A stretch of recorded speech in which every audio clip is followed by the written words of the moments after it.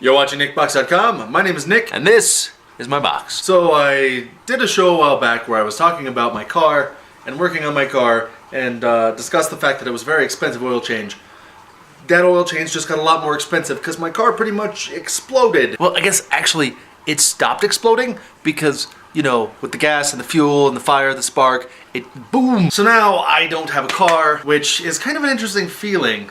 Not being able to go anywhere I want to. And that was actually one of the things that I was thankful for, was the fact that I could go and do anything I want. So I'm a little worried now that the list of things that I was thankful for, those lists of gratitudes, may explode. Okay, so I seriously doubt they're going to explode, but at the same point, it really does make you appreciate the things that you do have. Now have to figure out a way to get to work. Thankfully, my brother is letting me use his car for the next week, which is just a huge, awesome thing. So I don't really have to worry about it right now. I just have to worry about it next week. Needless to say, I am a little stressed, and I have not done my gratitudes in a couple days. I'm pretty frustrated right now. So rather than spending all this time being frustrated, I'm trying to work on my other projects, and one of those projects, of course, is the book. So I've done a little bit of work on it, not a huge amount. I've had a couple people ask me how much I've actually written on the thing. I haven't had a lot of time to work on it, but you know, I'm a couple pages in at this point. Which is kind of cathartic because it's about a guy who has a really bad day, and things have not necessarily been going that great lately, of course, with the car exploding and all.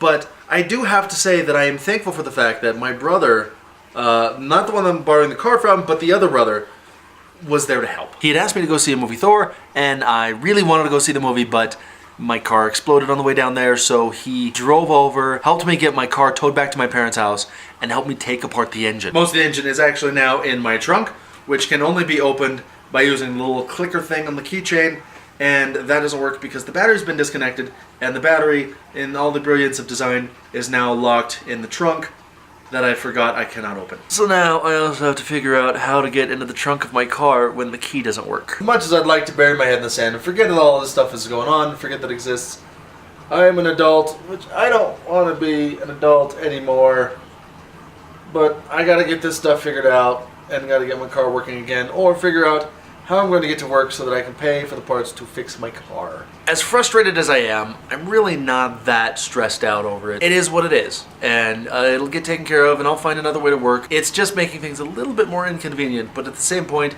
I'm still far better off than a lot of people out there. So, you know, I just have to take the good with the bad, and unfortunately now is time for some bad. So if anybody out there has extra transportation laying around that they're not using and would like to let me borrow it for a short while, I would love you forever.